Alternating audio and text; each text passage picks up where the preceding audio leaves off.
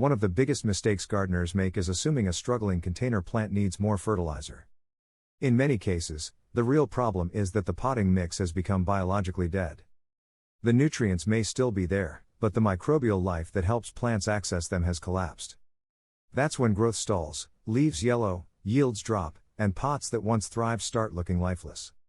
I've seen this happen in vegetable containers, indoor herbs, and even expensive raised bed mixes. That's why I don't just monitor nutrients anymore. I monitor conditions. One tool I regularly use is the YAMRON 4-in-1 soil moisture meter. It measures moisture, pH, temperature, and sunlight, helping me spot issues before plants decline. I've found that many fertilizer problems are actually moisture or pH problems. I'll leave the exact one I use in the description if you want to check it out.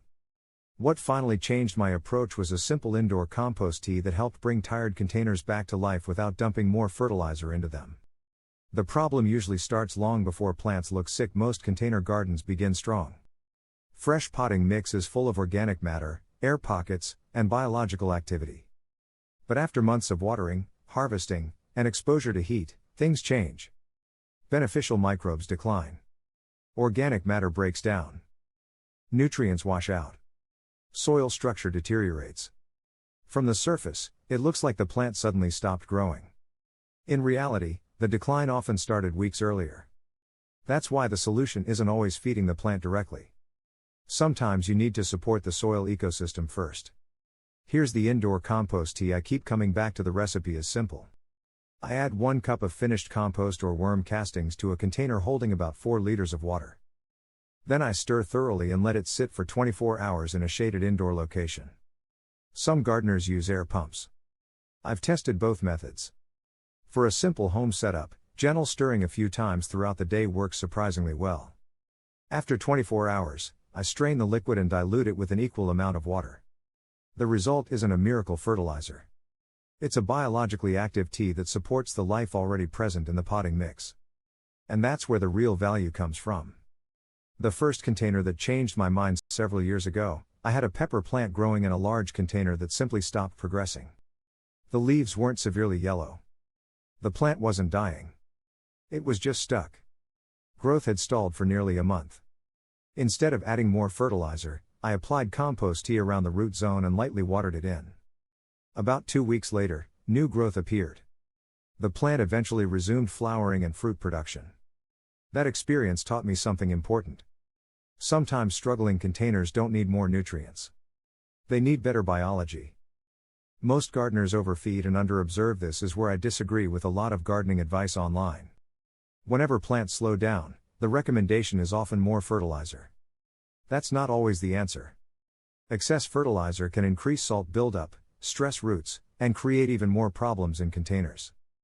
Before adding anything, I always check moisture levels, growing conditions, and soil health. That's one reason I rely on monitoring tools rather than guessing. Observation almost always beats reaction. There is one mistake that ruins compost tea. Many gardeners brew compost tea for too long. Long brewing periods can encourage the wrong types of microbial activity, especially in small indoor setups. For most home gardeners, 24 hours is plenty. The goal isn't creating a powerful concentrate.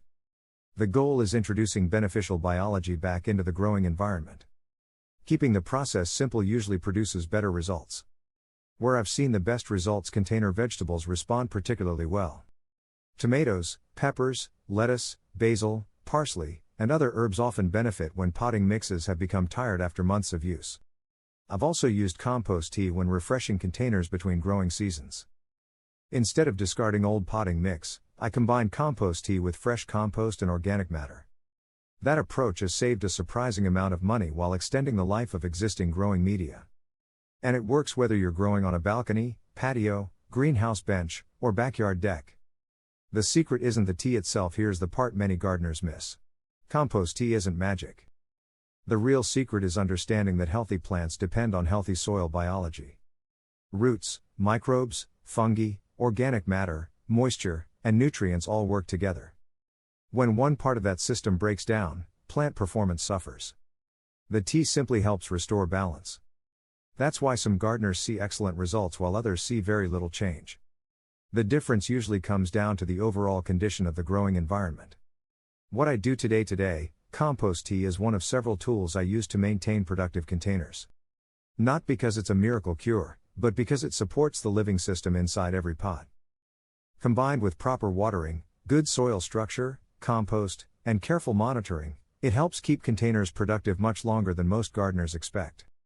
The longer I garden, the more convinced I become that successful growing isn't about finding a secret fertilizer. It's about understanding how soil biology supports plant growth. If you found this helpful, subscribe to Farmagic for more practical, science-based gardening tips. And share this video with another gardener who's ready to throw out a tired container.